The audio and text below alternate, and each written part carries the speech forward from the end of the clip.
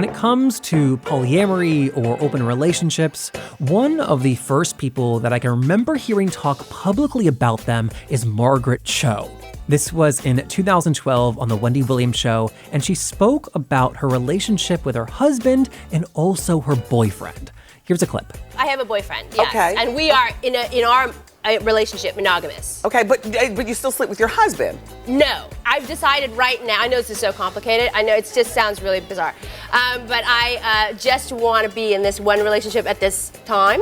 Yeah, now is your husband in a relationship with another woman out there? Okay, yes. So, but you guys are married? Yes. Now, I know it's cliche to say, but some cliches are true, and that's the case here when I say that Margaret Cho has always been ahead of her time. In her comedy, in interviews, she's shown this comfort and willingness to engage in conversations about the things that tend to scare people the most to talk about. I'm talking about sex, leather, masturbation, sex, being a dominatrix, sex, BDSM, sex. Did I mention sex? We talk a lot about sex, and I wanted to play this interview, which we recorded in 2019, originally for the Luminary app.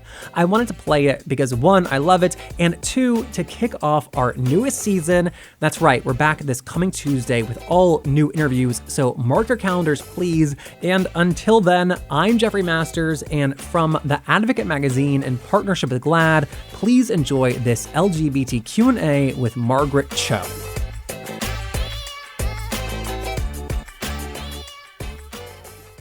You've said that the basis for your comedy is the feeling of being an outsider, that it all comes back to that. And yet, over the course of your career, culture has really changed in that we've become more comfortable talking about sex, more comfortable talking about open relationships. Do you feel like we've caught up to you in a sense? I think so. I think culture is caught up in a lot of ways. I'm so late to the party, but I'm watching Assassination of Gianni Versace.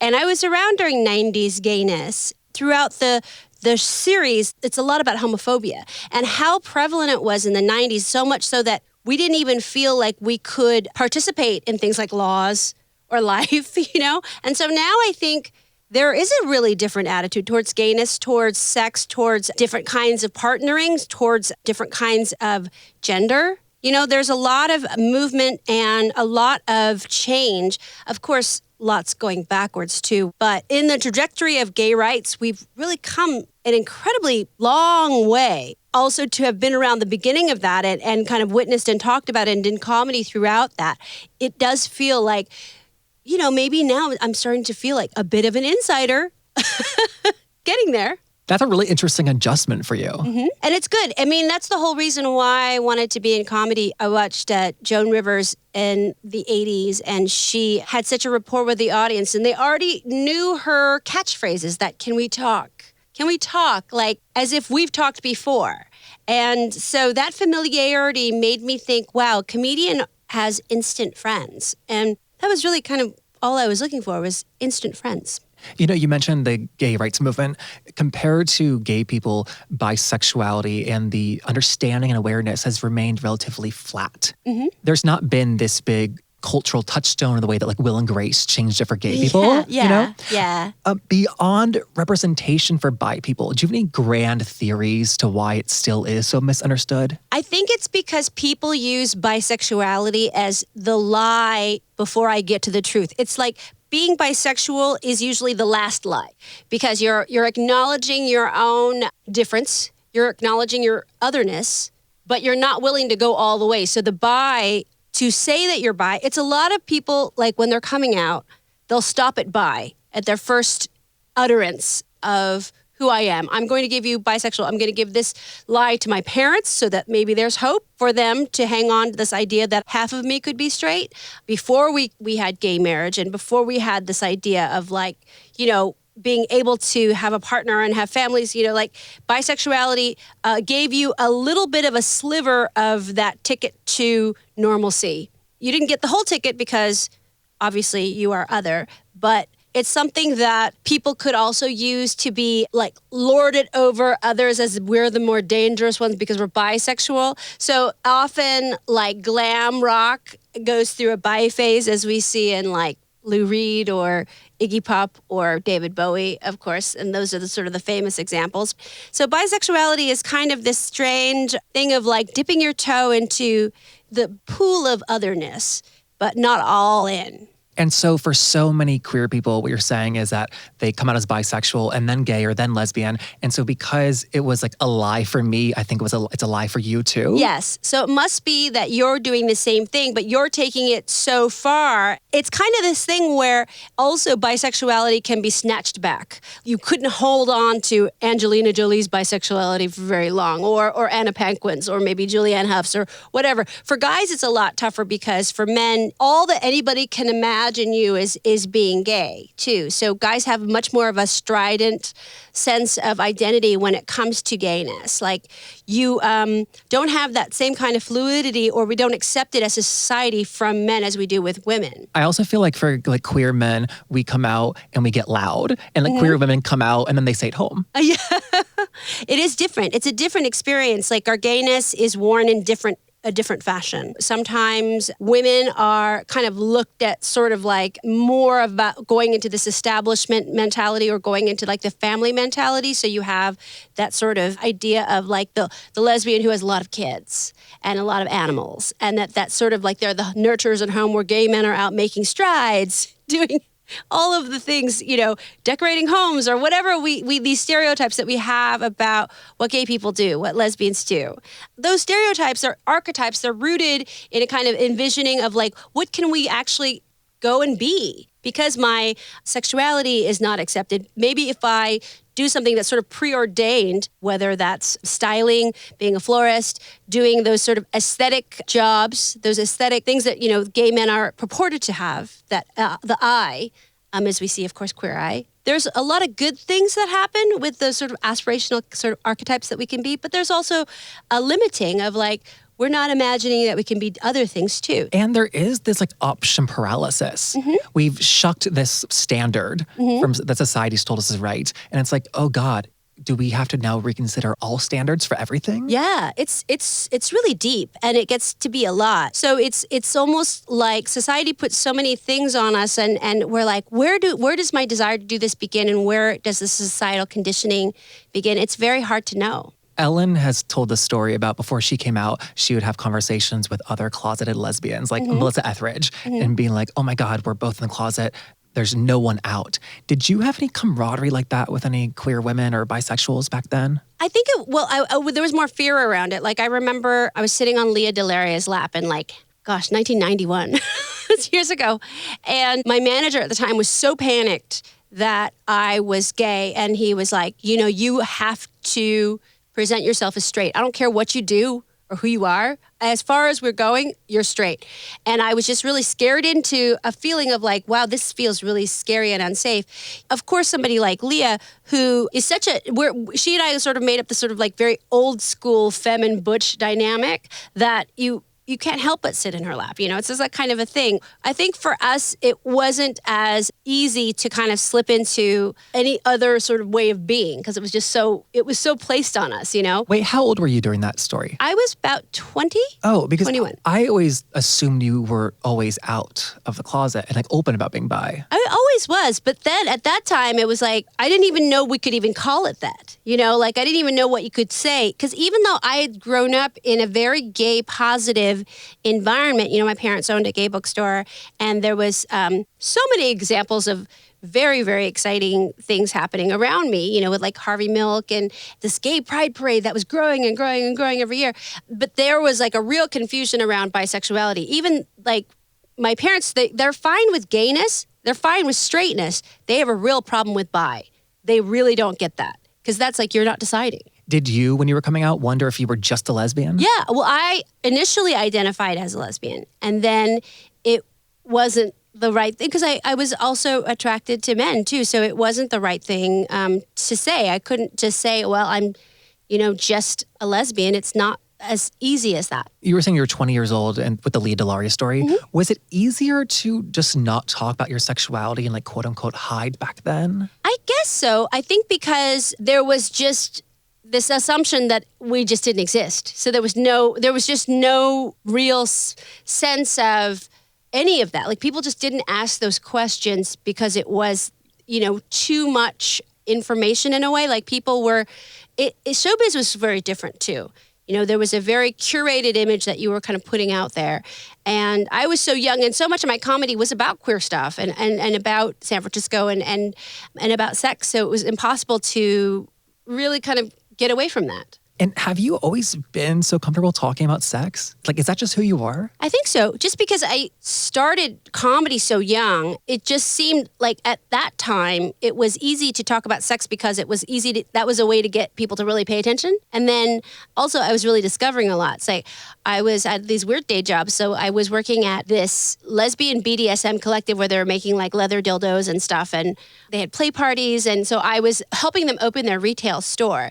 I was learning all about BDSM and learning all about all this different kind of stuff. And sex was different too because we were looking for a way that we could still be queer, but also in the age of AIDS, like what does safe sex mean? And how do we still make it exciting and fun? And, because dental dams were not fun. And so we wanted to figure out how do we make sex dangerous for us, but not really dangerous in that, like we're not fluid bonding. So BDSM was a perfect place to celebrate that and to explore that even further. So talking about that was really, I was fascinated because I was discovering it as it was happening. And, it was something that was very appealing to talk about too. And so for you, BDSM, that came out of the AIDS crisis? Yes.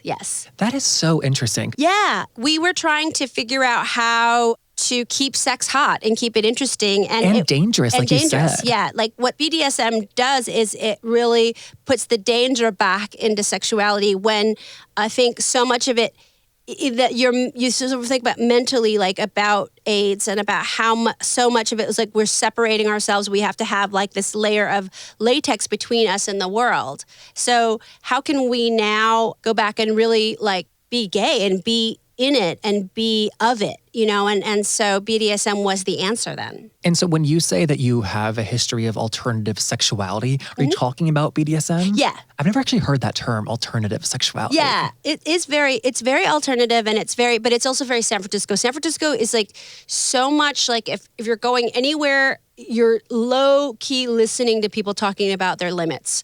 Like what's a hard limit? What's a soft limit? People are always like negotiating their scenes. What were your limits? My limits, I don't like blood play. I don't like a stingy pain. Don't come at me with the cane. No canes. I'm not particularly fond of race play. However, some people really like it. I don't like it. Oh, I do love a hood. I love a hood and I love a human play. There's like a human puppy play park. So I love having like the human dogs. That's the great one too. So then you get into sort of furry territory where people are like very like animals. I love that. But I don't know if that's so much about a sexual impulse as much as it's about playtime. Because I love so animals. Interesting. Yeah. Do you still engage in BDSM? No, you get, for me, I get polyamory fatigue and I get total BDSM fatigue. It takes so much energy in terms of negotiating and what you want and what you're doing. And I just don't have the energy for it. And also the processing that happens. So I did get tired of it. To me, it's very stuck in the maybe the 90s and early 2000s, but I do love it. And I do love like the Folsom Street Fair is amazing. Like the game, and then I love that gay men are always at the forefront of leather sex. Like they're the ones that are inventing stuff. They're the ones who are setting the tone for the future. And that's really amazing because there's a faction of S&M too. Sometimes it gets kind of mega. It's weird because it's like it attracts a lot of very conservative people who are blue collar. So when you see this mix of very kind of conservative types who are looking at gay men in this very idealized way, then I think that's really fascinating because you have this thing of like, well, we may be conservative, but we're all still freaky too. So that there's a kind of understanding. That's what I really loved about the leather community is that they had all of these people that you wouldn't even realize are total fans that are really into this and really admiring what gay men do. And I think that's cool. And so are you getting to know people in that community to know that they're like, they lean more MAGA? Yeah. Like at that time, they wouldn't, we wouldn't have words for, we didn't have MAGA then, but they were just, I guess Republicans or people who were like, had guns, people who were like, just not the kind of people that we would hang out with or that I would. And so I was amazed that they were like, so open-minded when it came to leather, came to gay men, came to like, there's this like S&M club in North Hollywood. They're always in North Hollywood. So I met a lot of these different guys there, these different very heteronormative, very conservative guys, but who were like into leather sex. And so oftentimes these gay leather organizations would rent their play spaces. And so all of these straight guys would want to come and watch because the gay guys were doing stuff that you couldn't believe and that you had to see. And they would want to watch the gay guys fucking. Yeah, so that they could get ideas on what they could do to be inventive when they go with their submissives and do whatever. Wow. So, I mean, it was like, I've never even, I think it's such an amazing thing that these, super straight, some ex-military, some like cops, like these guys that you just would never even ever think to even talk to or have a conversation with, but they were all like aglow because they got to watch these leather daddies do scenes with their bottoms that they were just so enamored of, so that's cool. Wow. Such a big part of sex is the power dynamics that you're describing. How were those affected when you started having a growing celebrity? Well, there were other people who were in different areas of the entertainment community. There was one guy that I knew. He was an entertainment lawyer. He was deep in the scene. He had a junk, which is a ship. It was parked in I don't know if they parked boats, but he had like a junk, like a Chinese, like a yacht, but it was a legitimate junk that he was trying to sell. And he was very flamboyant and very original and did these sexual things that were just so amazing. And he had very famous clientele. If you're like kind of in Hollywood, there are people in entertainment. One guy I knew, he was the unit publicist for Dawson's Creek. So there was So you were not the outlier. No. There was a lot of freaky people who were like in a scene that had, like there were elements of they were close to famous people, they knew famous people, or there was sort of famous people around. So there wasn't a sense of like, oh, this is odd. And at that time, there was no camera phones, no smartphones. So you didn't have sort of photographic evidence of things happening. You just sort of had word of mouth and people talking about what they were doing. What's also weird is they would always have chili. Like if you were going to these sex parties, they would always serve some kind of chili. And that is the weirdest thing you've said yet in this interview. Yeah. And I was like, that's a weird thing to eat if you're going to have public sex with people. But I mean, I guess you have to keep your strength up. And so they would have chili and chocolate chip cookies and sometimes a very seasoned salt. I think at a sex party, it was the first time I ever had a Stacy's Pita chip. Pretty sure. I'm fine with the scat play, but not the Stacy's. Well, it's very salty. Which one? They're both salty. I do like a sun chip myself, a multigrain. Then, but it's all carbs. I guess, they're just, people need to, be healthy and, I feel like I'm still trying to figure out what I like and what I don't like. And I'm still questioning my nature of my desire. Yeah. Do you still feel like that? Yeah, because, you do discover things. Like, I really was trying to be adventurous and I tried to discover different things that I liked. And, I had this idea, like, I really want to be fisted. But I could never, ever get anybody to get their thumb all the way in. So I felt like a failure at that, because they couldn't get that. And it's a thumb joint. It's not going to go in. It's just too much. So no matter what, some things you just can't do. I think you're always discovering that. So now I'm on a new journey of what does this look like? I have this idea that, because now I'm single, so my thought is I would like to try to remain unpartnered for the rest of my life. And I'm going to really try.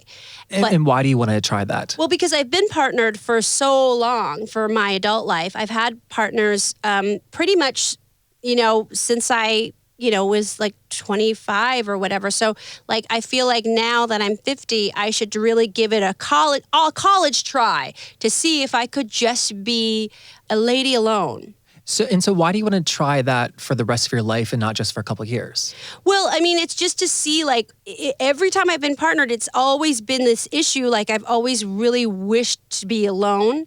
And I would really like to give that a fair shot because that's what I've always wanted. And so maybe that solitary life is really important. But I do want to have sex still. That's a very confusing thing to me, too, because I have not been single in the age of apps. So I'm like trying to start that journey to see what it looks like. That's so interesting. I mentioned representation for bisexual people. I think that it's so important just in general. And we never see single people represented on screen where it's not like a fatal flaw. Oh, yeah, yeah. You know, we never see a single person go home and they're not crying at the end of the day. Right. And it's so wonderful to celebrate that. I went on a vacation myself and I had the best time. And it was so fulfilling, and I was like, I've missed out on this for because of the dream of being partnered. And this goes for being gay or straight or bi or whatever. The dream of being partnered is such a pervasive one in our society that you can't escape it. And people who are alone are suspect. Yeah. You know, like that confirmed bachelor, like what's wrong? I think that when people like you are so comfortable talking about sex, that people often think like, oh, it's an addiction. Like she's going home every night, just like fucking every guy she sees, or woman, or non-binary person. Yeah. But like, that's not actually the case though, right? No. I mean, I think like it's sort of like I do love sex, but I realize that I can't really get anything out of it. You know, like the thing about like sex addiction is like you're really trying to look for some sort of salvation within that interaction, and that's not going to happen. But I do get some physical satisfaction out of it and some gratification emotionally, but it's not going to lead to anything, you know? So sex addiction is kind of, it just results in a lot of rashes. How has your relationship to masturbation changed? I do try to be more creative, and I try to be more alert as to like, well, you know, I'm not going to come to this one again because I already came to that. So I'm going to try to come to something different, and I'm not going to stop until I can do it, you know? So I'm like really going to be very... You're setting goals. I'm setting goals, but I'm also trying not to be so numb. It's also using my vibrators. Like, I'm trying to switch to a different kind of vibration. So my recommendation for most people who like vibrators is to go to the oscillator because it doesn't numb you out as like other vibration does. It's so interesting because when I talk about sex with my friends or even you, it feels taboo in a fun way, but discussing masturbation is like a bit too much for me, actually. Yeah. Like I still have that taboo. Yeah. I think it's a necessary part of sexuality, especially to kind of discover what you like so that when you have partnered sex that you can instruct them on what to do, and then maybe they'll show you what they need, which I think is what masturbation is really good for, is that it's going to give somebody this entry into my being that is very exclusive and very, very intimate and very important. And if somebody else can grasp that, then possibly reciprocate, that's intimacy. You know, that's really true love. If that was to exist, but that's what I think it is. Do you not think it does exist? I think it exists in ways. I think that there is love definitely that can exist and has existed before in my life. But in my life, it's been very fleeting and really compromised also by the necessity of togetherness, marriage, the kind of partnering that I'm trying to avoid.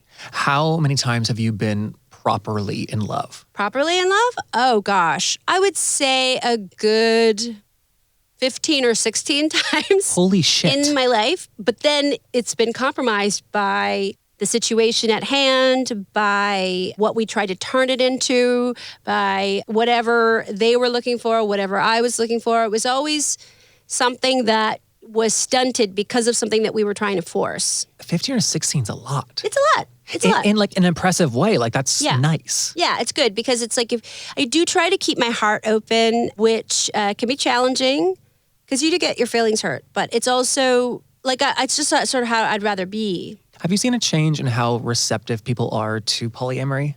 Yeah, I think a lot of young people really idealize it. I think every young person does go through a phase like after the initial rush of their sort of sexual awakening, then they go into a thing of like experimental ideation, like whether it's polyamory or leather or fetishism or whatever, that they do want to go into a different sort of sensibility. And I think that a lot of people are very hooked into this idea of polyamory, especially because of the way that millennials that I notice have sex, because of like the bounty, that the abundance of partners that are out there. You know, when you're presented with these apps, which I haven't been on yet, but I do know that they look and there's so many people, it seems like there's this infinite amount of people that you could do it with.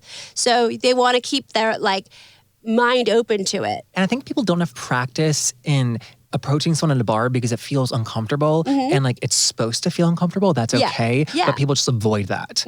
I mean, like just for me, like one of my big pet peeves is meeting somebody out. They really are kind of standoffish and cold. And then later that night, they send you like a Facebook message like, hey, it was so nice to meet you. We should get a drink sometime. Like we could have just got a drink. I know, right then. And it's so weird. When you come from an age of like, we didn't have phones to hook up before. We couldn't get dick like that. We had to get dick by pounding the pavement and going to get that dick right face to face. When you're in that like mentality with, as I was for so long, then, and dick is also, I'm just using dick as it really is dick and the pussy gender and neutral whatever. dick. Yeah, it's anything. But dick is sex. You know, so having that experience of knowing how you could get it before, it just seems like it would be hard for people who only have done it through like phones or social media. Another thing that society has caught up to you about is sex work. That's been a really big topic of conversation lately. How old were you and like why did you get into it? Well, I got into it and I was into it with my friend. We had gotten these jobs where we were phone sex operators, but then we got moved because we could follow a script and we started writing them. And so we did these like phone sex for English as a second language. And so it was like teaching English, but by using these like phone sex messages. It was really weird. We would make like $100 every time we did it. And so we do like 3 or 4 a day. And so this was in probably like 90, 91. I'd started doing it, I was probably like 16 or 17. So it was the mid 80s. And it wasn't a big deal. And then I tried to be a dominatrix, but I was not very good at it. And I just didn't really, I appreciate like all of that, but I don't want to actually do it as a job because it's a lot of work. You know, it's taxing. To me, that was really way too much work. And I hurt my back and I don't want to do this. Being a dominatrix is also really emotionally taxing, right? Yeah. I mean, I really admire all of the doms that are out there. To me, it's really amazing. You know, like I wouldn't have the energy to do it. Most of the conversations I hear are about survival sex work, which is very important to talk about. But it seems like people are less comfortable talking about women and men who just choose to like engage in sex work. Yeah. And there's a lot of people that just do it because that's just what they want to do. And I think that they should have the freedom to do that. And I don't know why anybody would be hung up on it. You know, to me, I think that's great. You know, if somebody is really enthusiastic. And, you know, I think that really meaningful engagement can come through sex work. You know, sometimes people have sex workers that they just really treasure and love. So, I mean, there's something that's really beautiful about that. I know that there's a dark side, and of course there's a lot of exploitation, and this isn't even getting into human trafficking or anything like that. That's not the issue that I'm thinking about when I think about sex work. I think about, you know, people who really just love it and that do it and that feel empowered doing it, and that's cool. I don't want you to think I'm calling you old because I don't think you're old. But that said, do you feel like you're considered an elder in the comedy community? Yes, and that's really great. No, I love it. I think that's really important too. Like, I think that comedy and older women is the one place that we're really welcome in entertainment. Our age is really an advantage. So it's what I learned from Joan Rivers, who is very adamant about that. Like, they're always going to want you. And that's really great. And that's really true. And so I'm really grateful for that. I think it's really exciting too that there's a lot of comedians nowadays who were really inspired by the fact that I got to do it. So that's my greatest achievement, is that people were inspired. I almost have to let you go, but you've done so much in your career and it's not anywhere near over yet.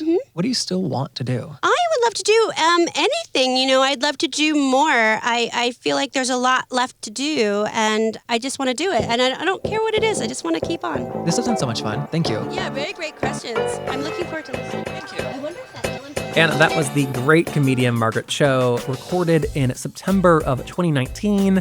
And then, as I mentioned, next week we're back with a brand new interview. It is somebody terribly interesting from the sports world, so stay tuned for that. And until then, if you enjoyed this interview, please share it with one friend. Just one. That's all we're asking.